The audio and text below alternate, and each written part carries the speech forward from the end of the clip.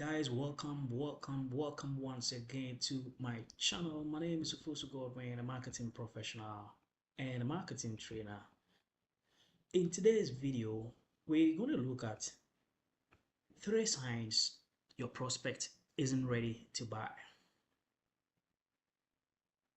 You see, the readiness of a prospect is very great and important, but their actual readiness to commit to make a decision decides if you can close a sale. In today's video, we're going to look at 3 signs you need to watch out and what to do, and not just to bow out or just lose interest. The first sign we're going to talk about is vague objections and hesitations. If your prospect is not too much interested, he gives vague objections and hesitations. Overly general concerns. You often hear things like, I need to think about it. I'm not sure if this is the right fit. It's a bit expensive. They use the price as well. So they give some kinds of objections that does not actually hold water. They do this so that you get discouraged. They don't even give you the room to give you specific points to address. These are red flags. They have no interest or little interest in your products. But instead of arguing these vague objections face to face or directly, try to go in further, dig deeper by asking open-ended questions. Questions that allow the prospect to flow and not yes and no questions. So for example, you can ask, what part of the cost feels so high? What part of the cost feels so high? These questions can help you to understand their real words and can make you understand whether the prospect is willing to buy immediately or not. They also do consistent delay tactics. This is done just to put you off. The prospect might reschedule meetings. You schedule a meeting with him today at 12, then he tells you, okay, 3 o'clock in the afternoon.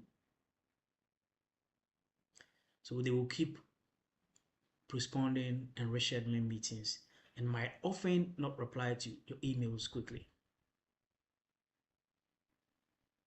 They will not give you any clear plan of what they want to do or the way forward. These are red flags. They will also hide some agency, some perceived agency, as if they don't need the product. So for example, you decided to give the prospect some demo or give him or her some of the product to test, but they will keep on canceling the demos and tell you they want to attend to, or they have to attend to urgent internal matters. Even if they will have to reschedule, they don't reschedule quickly. So that means that they don't prioritize your solution. This will tell you that they are not prepared to commit their financial resources and even their time in your product. They also show lack of enthusiasm and engagement. You can observe their behavior when they call you. They don't put in much energy in the calls. You will get to realize that their participation in discussions is very low. And when you try to address their problems, they tend to be a bit passive. All these are all cues that suggest a red flag that they lack real interest. This might not necessarily mean that they don't want to buy, but maybe they're not ready to buy now. In fact, studies have shown that prospects that engage are much more likely to convert. So take a step back and then think about this. Does your solution meet their core needs? If not, it might be time to move on and focus on your efforts elsewhere. Sign number 2, they show unwillingness to discuss next step. They don't want to talk about the next step or the next way forward, or even commit to a decision process.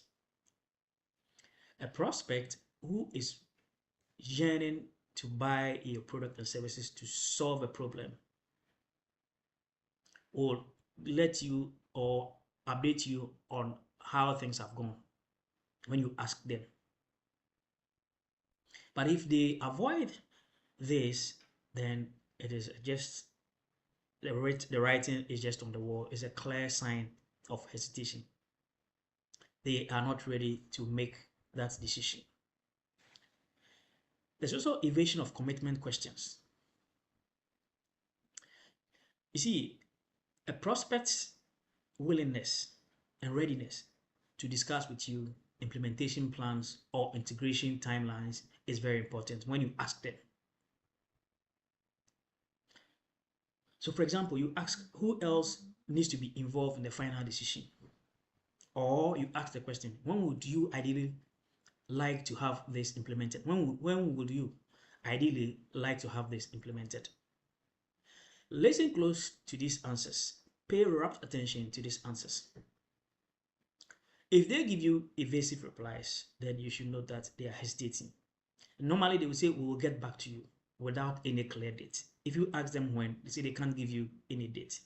If you force them, they just give you any wrong date, and you will never get to meet them on that date. Let me share what once a sales leader said. He said this, and I quote, clarifying decision-making authority and timeliness early on isn't pushy. It's essential. So it's always important to clarify the decision-making authority and the timeliness, when they need the product. Is it as soon as possible? It's never pushy. It is important and essential. If they don't give you clear answers, you should know that you have a lot of work to do. No clear decision-making authority or process. Sometimes the prospect or the person you contacted might not be the only person that makes the decision. Like I told you earlier on, there's what we call the decision-making unit.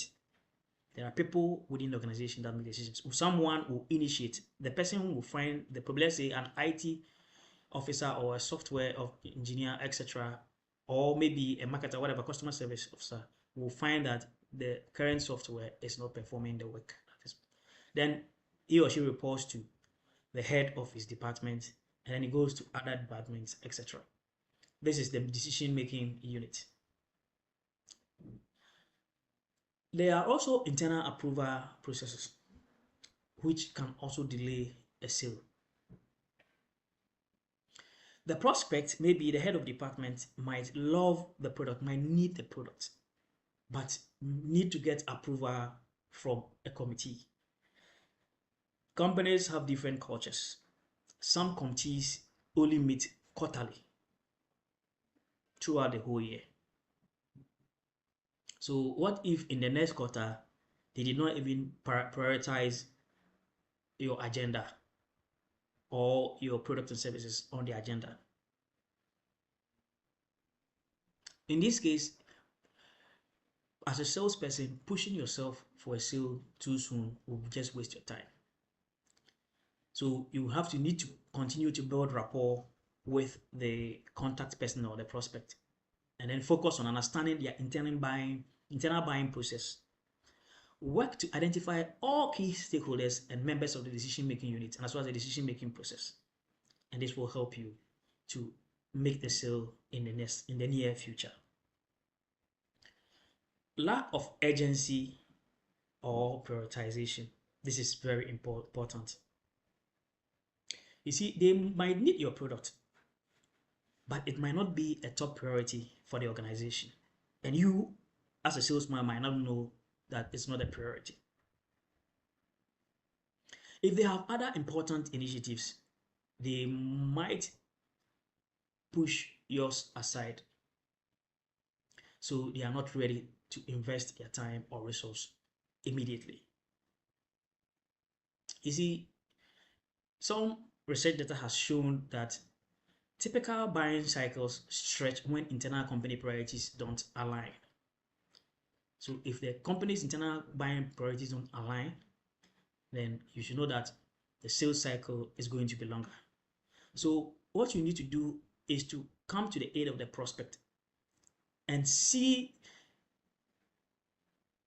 back and then analyze the cost of waiting and communicate that. So let the prospect know that the more that they wait, there may be some cost implication. So aid the prospect to see the real cost of waiting for that long. Use quantified data and the benefit they stand to lose delaying their action. So now, if you still can't build the agency, you can revisit them later by still keeping in touch with the prospect when later that their priorities have been met. Sign number 3, incomplete information sharing and lack of due diligence. A prospect who likes your product will be willing to share important information and details. They also try to learn more about your company and your product. So when you are speaking to a prospect, you realize that the prospect lacks a lot of knowledge about your company and your products, then there might be the fact that there is some hesitation. They aren't fully ready to commit. They usually show reluctance to share key business information.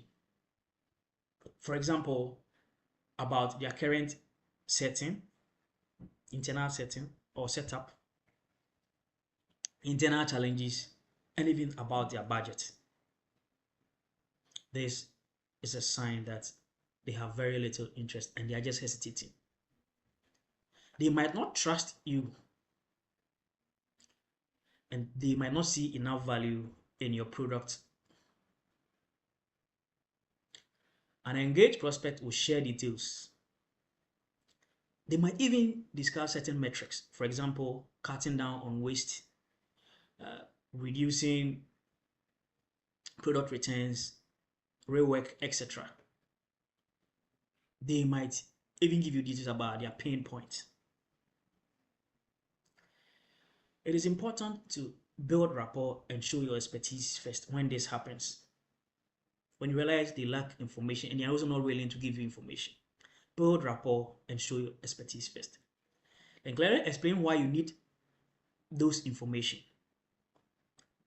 Let the prospect get to know that when you get those information, you'll be able to understand their situation very well, their problem very well. You'll be able to provide tailor-made solution. This will build trust and make them more likely to share. Another sign you still see, another point 3, is minimal research. They do very little research about your product, services, and your organization. They don't put in much effort to know more. The questions that might be plying through your mind is, have they even at all visited your website, your social media handles?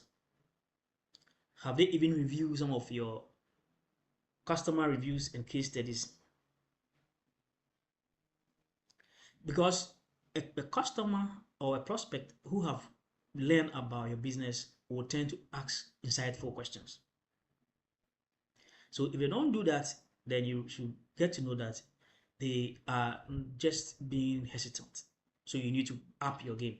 For example, a prospect may ask questions that are basic. And these questions might be questions that he has found on your website. You know, some companies have what we call a FAQ page, frequently asked question page. So they might have gone there, look out for some of the questions and answers there, and then probably will ask you without doing any proper homework. So if you are a smart salesperson, this is one thing you need to know. If a prospect tends to be knowledgeable about your product and your services, then you should know that the interest is extremely high. If you don't do this, then their interest and readiness is a bit low. One thing we also realize that they are not ready to engage with what we call proof points. For example, you want to offer free product trials, test drive, free product demos, product demonstrations, and even case studies. If the prospect object this or decide to engage with this, it suggests that they are hesitating. They might not take your solution to their problems, or they might believe that your product is not a solution to their problems. So it is always important to tailor your proof points to address specific concerns you think the prospect has, so that it becomes more relevant. And just create that urgency that makes it difficult for them to dismiss. Now, with all said and done, pause and re-strategize. Don't just let the client go. Pause and probe. Take a moment, ask specific questions to get to the root of your situation. Educate and nurture. Provide useful content and share resources that actually addresses their potential concerns. Set clear next steps. Agree on solid dates to talk again, or map up a definite path for the decision-making process. But if it gets worse, disengage with some grace. If a prospect truly isn't just responding and not a good fit, don't waste resources. Know when to walk away. It is going to save you resources and time. And then you can focus more on promising and hot leads. Thank you very much for taking part. Don't forget to hit the subscribe button, subscribe. Don't forget to comment, share, and like. Don't forget to follow. See you in my next presentation.